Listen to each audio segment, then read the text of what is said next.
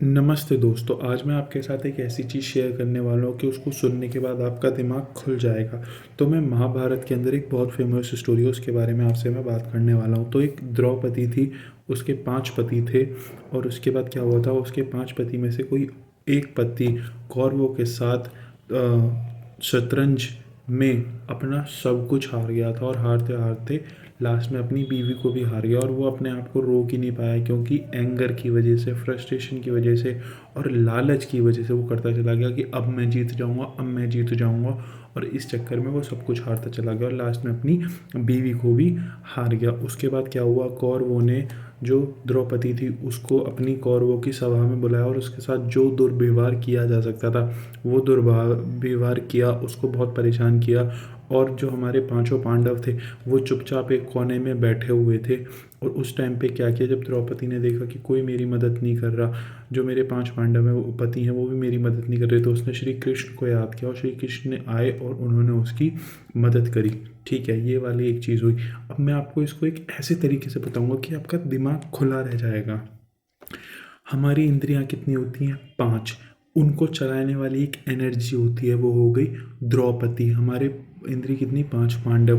और 5 पांडव कितने थे? बहुत शक्तिशाली थे। और हमारी इंद्रिय कितनी है? बहुत शक्तिशाली हैं। उसमें से कोई एक इंद्री किसी एक चीज़ के ऊपर अट्रैक्ट हो गई, फॉर एग्जाम्पल कि हमारी जीभ अट्रैक्ट हो गई दारू के नशे के लिए, तो क्या होता है, वो बार बार दारू को मांगती है। भले ही उसका पैसा जा रहा है, उसकी एनर्जी जा रही है, उसका टाइम जा रहा है, उसका घर बिक रहा है, सब कुछ बिक रहा है, बट फिर भी ये जीव जो एक पांडव है या फिर एक हमारे सेंसेस या हमारी एक इंद्री, वो भगती रहती है कि मुझे और दारू पीनी है और दारू पीनी है।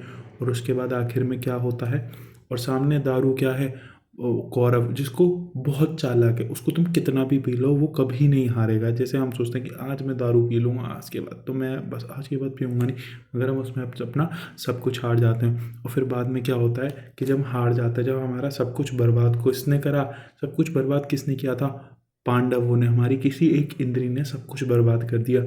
उसके बाद क्या होता है, वो तो चुपचाप बैठ जाते हैं क्योंकि उनके अंदर तो एनर्जी नहीं रह जाती। और हम इनर सेल्फ कि मैंने ये क्या कर दिया, मैंने सिर्फ अपने एक टेस्ट के चक्कर में, एक थोड़े से सेंसेस के चक्कर में, इंद्रियों के चक्कर में अपनी लाइफ को अब सब कुछ खो दिया। अब मेरी कोई मदद करने वाला नहीं है, ना मेरा माइंड मेरा काम कर रहा, ना मेरी आंखें मेरी मदद कर रही, ना मेरा हाथ मेरी मदद कर रहे, ना जो कुछ भी है मेरे पास वो कुछ भी मेरी मदद नहीं कर रहा। सेम है, क्योंकि सब कुछ हमारी उस इंद्रियों के नशे के चक्कर में सब कुछ बर्बाद हो गया, एनर्जी खत्म हो गई। सेम है इसकी, कौरवों ने सब कुछ ले लिया और पांडवों के पास जान ही नहीं बची, वो तो बेकार हो गए।